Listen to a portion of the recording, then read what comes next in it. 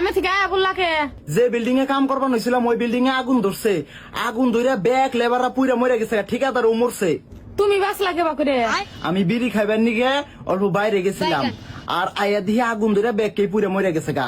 জায়গা ভিড়ির জন্য তাও জীবন বাঁচলো, তারপরে কি হলো? শুনলাম যারা যারা মরছে না তা করে সরকারে 1 কোটি করে টাকা দিব। তো কত গেছি বিড়ি খাস না বিড়ি খাস না, আজকে তোর বিড়ি খাওয়ার জন্য আমি 1 কোটি টাকার মালিক হয়ে হলাম না।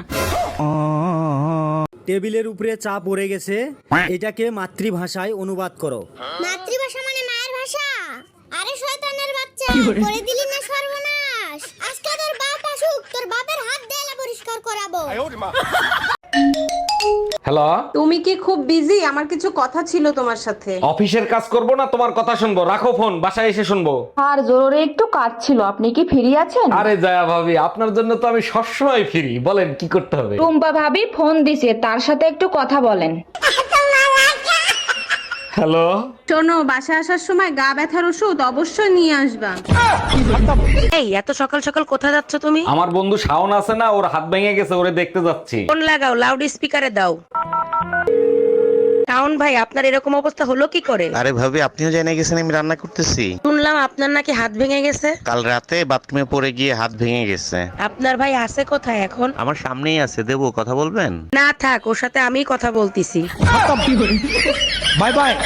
আচ্ছা শুনো, আমরা এরকম গরিব কতদিন থাকবো? আমরা কি কোনোদিন বড় লোক হইতে পারবো না? শোনো, বড়লোক হওয়া অনেক ক্ষতি, তার জন্য গরিব থাকাই ভালো। বড় লোক হইলে ক্ষতি, কানারে হাইকোর্ট দেখাও, তাই না? তাইলে শোনো, বড় লোকরা কুত্তা বিড়াল পোষে আর তাদের বাচ্চাদের পোষে আয়ারা, আর বাচ্চারা বড় হয়ে গেলে তাদের বাপ মায়েদের পোষে বৃদ্ধাশ্রমের লোকেরা। এবার বলো, বড় লোক হবা?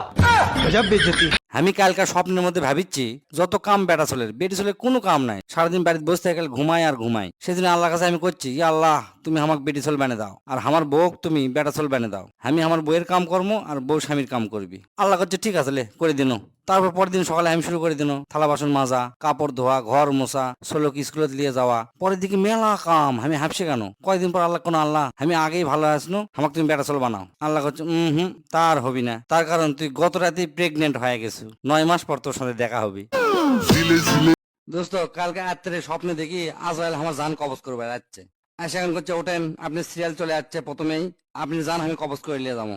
আমি করছি কা, আমি তো এখন ইয়ং, এখনো যুবক আছি, আমার লিস্টকে সামনে চলে এলো। আজরাইল করছে না, আমি তো এটা কভার পারবো না। তখন আমি মনে মনে চিন্তা করলো, এই তো ঘুষ দিবি না, এখানে চা নাস্তা করাই। চা নাস্তা করার সময় চার মধ্যে ঘুমের ওষুধ দিছি, আজরাইল ঘুমে গেছে। আমার লিস্ট যেটা প্রথমে আসলো সেটা লাস্টে লিখে দিছি। আজরাইল এখন ঘুমোর থেকে উঠে আমার উপর সেই খুশি করছে, আমাকে যখন চাটা খাওয়ালে, ঘুমানোর জন্য রেস্ট দিলে, তাহলে এক কাজ করি, লিস্ট তাহলে লাস্টের থেকে শুরু করি।